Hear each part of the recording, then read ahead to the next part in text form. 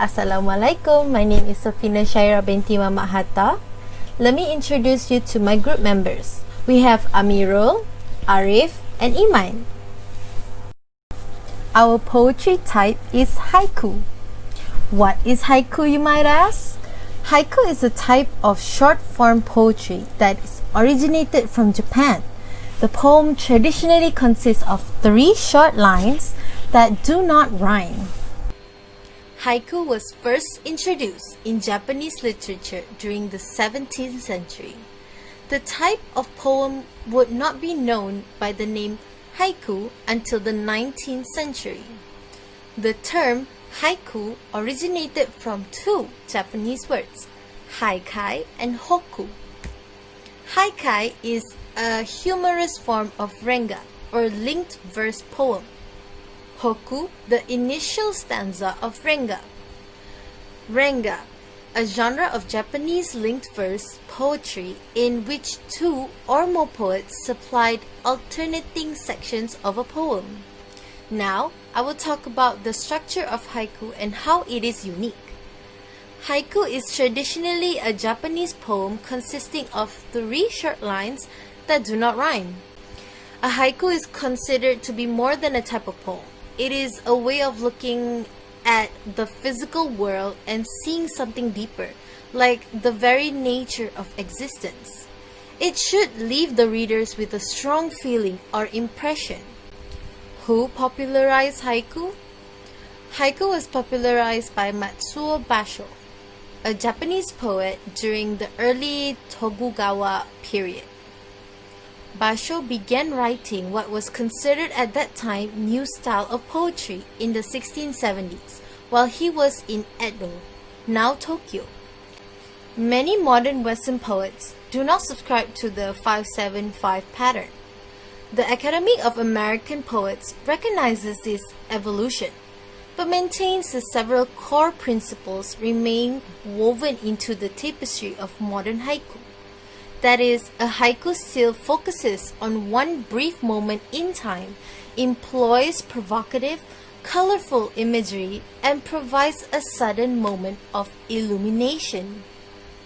As I said before, since the morals do not translate well into English, the haiku has been adapted to where syllables are used as moras. Okay, let's recap. The structure consists of 3 lines. The first and last have 5 moras. The middle has 7. The history? Popularized in the 17th century. Where is haiku originated from? You guessed it, Japan. First poem is up.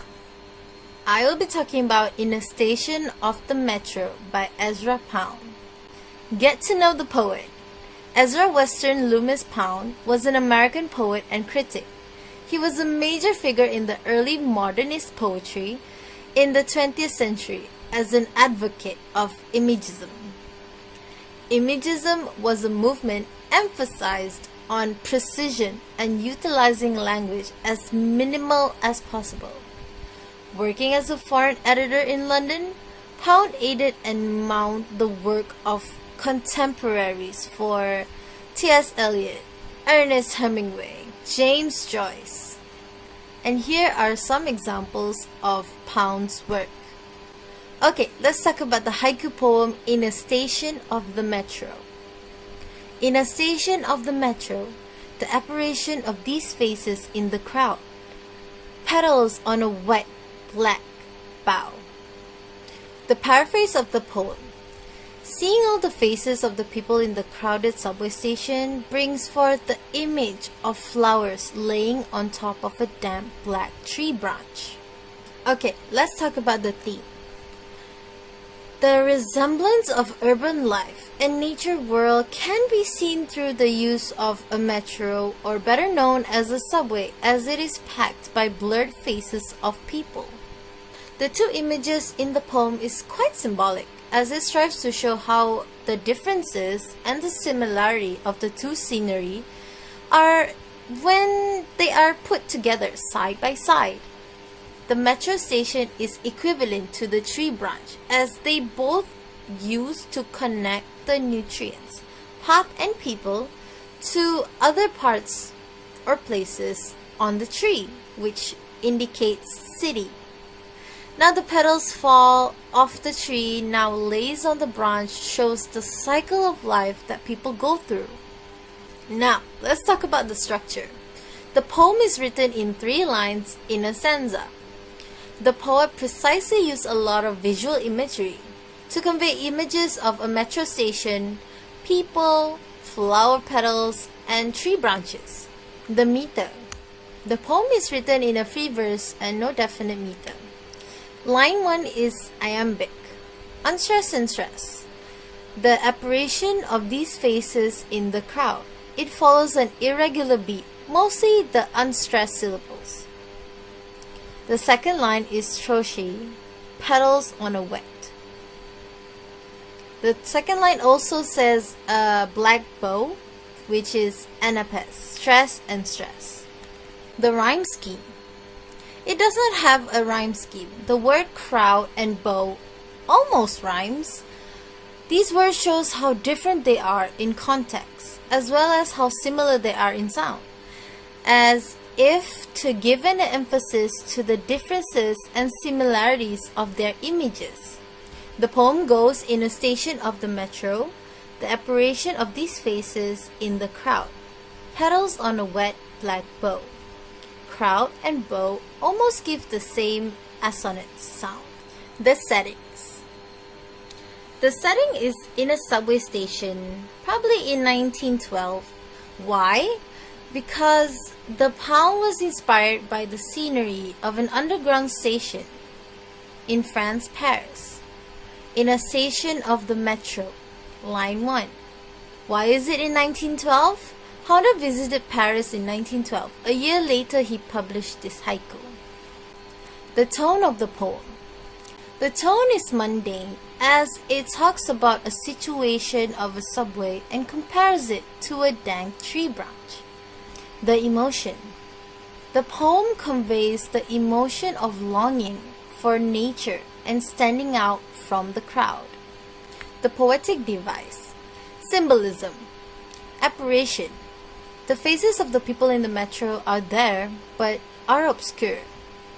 Bow symbolizes the metro station that is humid and dark. Petals. The people that are in the metro but are not seen clearly. It also have imagery, visual imagery to be exact. Station of the metro tells us the location of the scenario. Apparition of these faces tells us the obscuration of people's faces in a large crowd. Wet, black bow, the dank of situation of a bow. Hello and good afternoon. My name is Muhammad Amir Fazli, and today I'll be talking about the second out of the 4 poems, Lark Song by Andrea Dietrich. Before we head into the poem, let us discuss about the poet, Andrea Dietrich. Andrea Dietrich grew up in Iowa and now resides in Utah. She has graduated from BYU with a major in Spanish as well as a minor in ESL, and she has spent most of her life teaching. In the year 2000, she began writing and discovered her passion for writing lyrical poetry. The poem goes, Lark's song, as green leaves dances with the breeze, gold sips from the sky. We paraphrase this poem as follows. The singing of songbirds can be heard. The flora are blown by the breeze as the dawn break. The theme of the poem is tranquility in nature. The sounds of songbirds as well as the breeze can almost make anybody feel in peace and tranquility. The emotion of the poem is sentimental happiness. The poem explores the situation of the speaker's home in the Hawaii island then. The speaker of the poem is the author of the poem, as it was discussing her home back in Hawaii. The time setting of the poem is early in the morning. These can be found with the connotations in the phrases gold sips as well as the representation of lark, where it is an early bird in Hawaii, as well as gold sipping may mean that it is the break of dawn. The place setting is on a green field or garden, as proposed in the lines, as green leaves dances with the breeze. For the structure of poem, the meter of the poem has no fixed meter. Rather, it has a few meters inside the poem.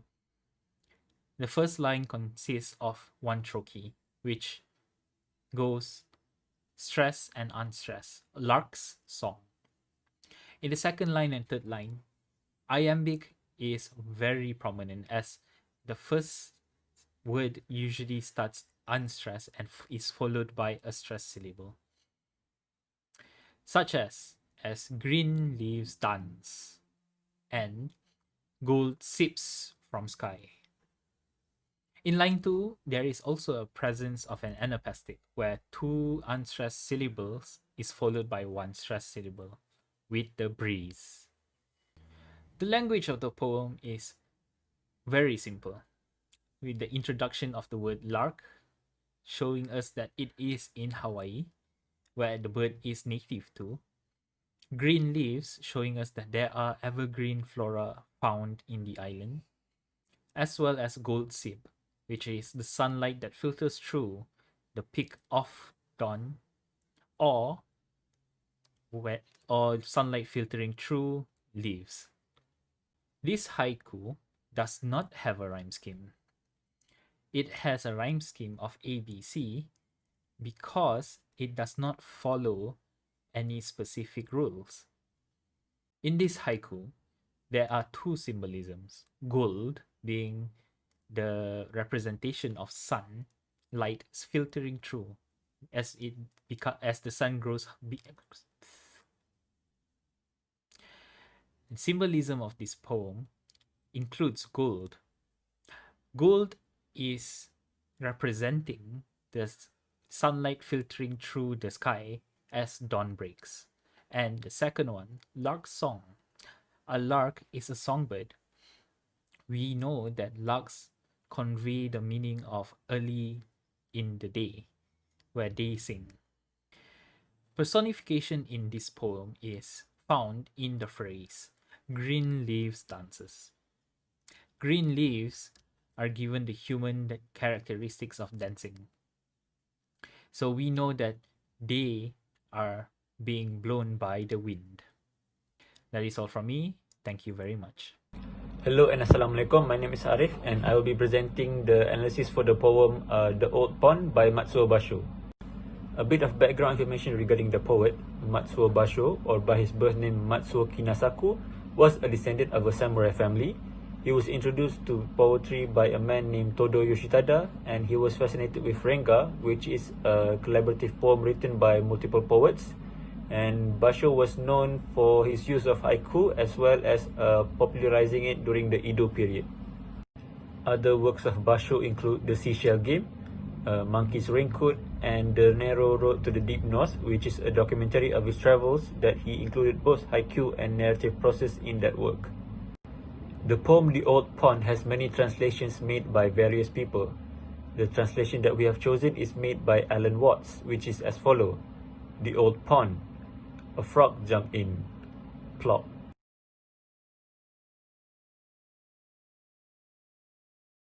For the situation of the poem takes place in a theoretical old pond, and it was written during Basho's hermitage.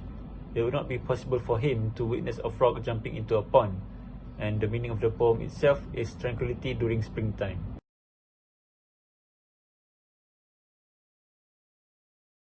The theme of the poem is tranquility. In the poem, Basho is personified as the old pond.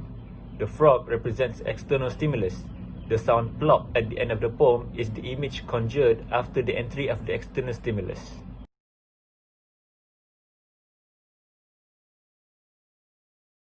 The emotion or tone of the poem is calm and relaxed, as being only 3 lines and is about tranquility.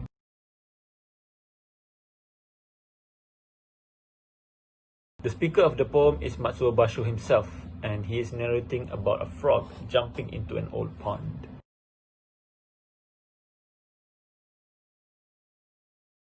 The setting of the poem is during the evening beside a mossy pond. somewhere in a forest or far from human habitation, Basho presents his own mind as this timeless, endless pawn, serene and potent.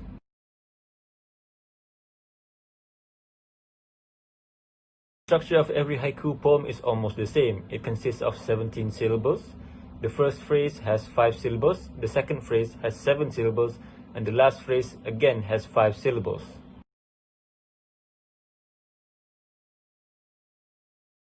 For language, the old pond means a pond that is described as old, a frog, an animal that is an amphibian, and plop, the sound of water splashing.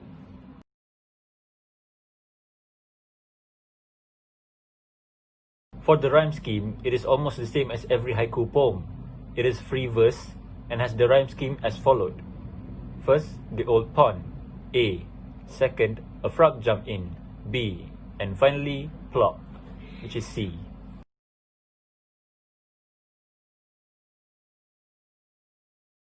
We will now discuss the poetic devices in the poem. The first is imagery. Plop, an auditory imagery to indicate to the readers the sound of water splashing. Jump, a kinesthetic imagery providing the readers an image of the frog's action jumping into the old pond. The pond, a visual imagery that Basho uses the phrase the old pond to give the readers an image of a pond that is old. The second and third poetic devices are onomatopoeia and metaphor. For onomatopoeia, plop, to show the action of the pond that was affected by the frog's jump. For metaphor, frog. The animal frog may be a metaphor to indicate spring, as the animal comes out during spring, and Basho and his fellow poets would gather during this season. The final poetic device is symbols. Old pond reflects the person's state of mind and situation, which are tranquility and peace. A frog jumped in. The frog symbolizes a third party that has come to disrupt the peace by jumping into the old pond. And finally, plop. It tells the reader that the calm pond is now chaotic and disturbed by the third party's action. Assalamualaikum warahmatullah and greetings my fellow friend and our lecturer, Dr. Mazli Arifin. My name is Imam Bettina Razam, and for the last haiku of the day, I will be presenting the haiku entitled The Lamb Wants Out by Natsume Soseki. Without further ado, let's go! Natsume Soseki, or his birth name, Natsume Kinosuke, was a Japanese novelist during the Meiji period. Soseki was one of the pioneers that successfully portrayed the difficulties of modern intellectuals that were alienated. He was once an English lecturer at the University of Tokyo in 1903. However, after 1907, Soseki gave up his career as an educator and pursued his passion for writing. Most of Soseki's works conveyed a lot of somber emotions, mostly centered around a man's battle against loneliness. Soseki was famous for his works such as Kokoro, Botchan, I Am a Cat, and last but not least, his unfinished work Light and Darkness. Now let us take a look at the poem The Lamb Wants Out. Cool stars enter the window frame. Let us take a look at the paraphrase of this poem. Putting out all the lights in the room, the view of the night sky, decorated with its gems, filled the human sight. This gives us a situation that the speaker who was about to go to sleep, he switched off all the lights or put off all the lights inside the room, only to witness a beautiful scenery of the night sky and its stars decorating the sky through his window frame. Let's take a look at the theme of this poem, which can be conveyed in two manners. First and foremost, in its literal manner. It comes to convey the idea of enjoying beauty of nature at night. The simplicity of this just through the action of putting off all the lights around him or her and seeing the beautiful sky decorated with stars through the window. Secondly, this can also be conveyed in its symbolic or figurative manner in such a way that light is here to indicate two ideas, which is human's ego or the chaotic and busyness of human's life. Light is often accompanied by human. And this occurs to us almost every day. This light has made us feel ungrateful or take things for granted of the little things surrounding us. Once the light has been put out in the room, the humans or us can finally see the little things or the simple pleasures that we can see in life. Structure. This haiku follows the form of one stanza and 3 lines. The haiku flows in a manner that it starts off by switching off the lights and also transitioning slowly to viewing the night sky and its stars, and finally ending the show or ending the story by showing that the speaker is looking at it through the window frame. Now, in terms of language, this haiku uses both literal and also figurative language in its manner, and both are used very interesting and creatively to convey not only one but 2 ideas within the haiku. But overall, they share the same idea behind it, enjoying the simple pleasures of life.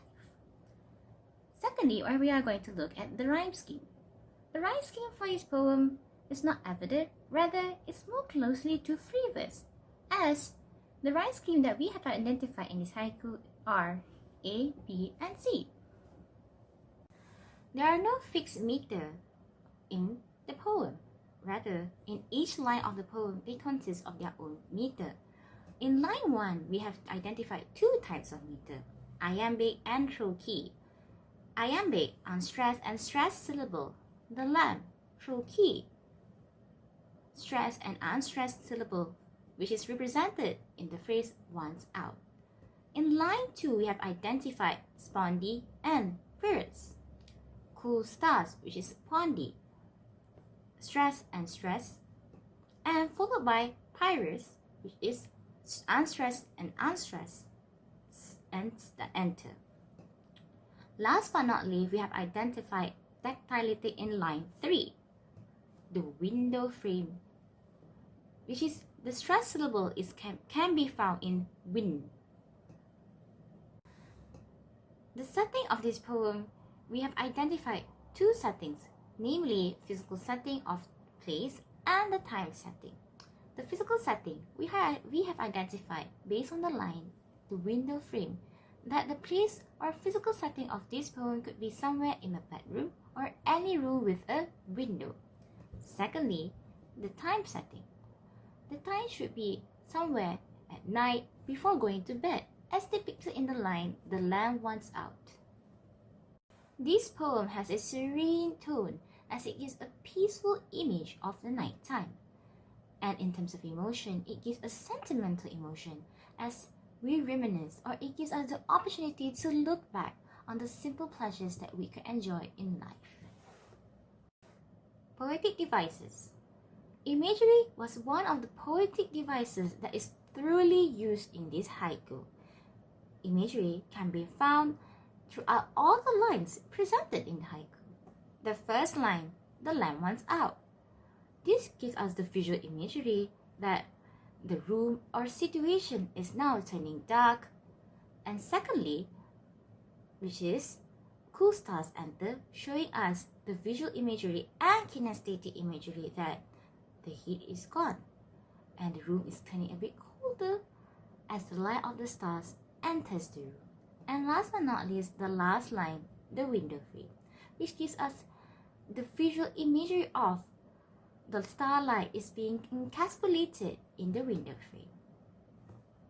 All in all, haiku as a poem type is very interesting in its manner.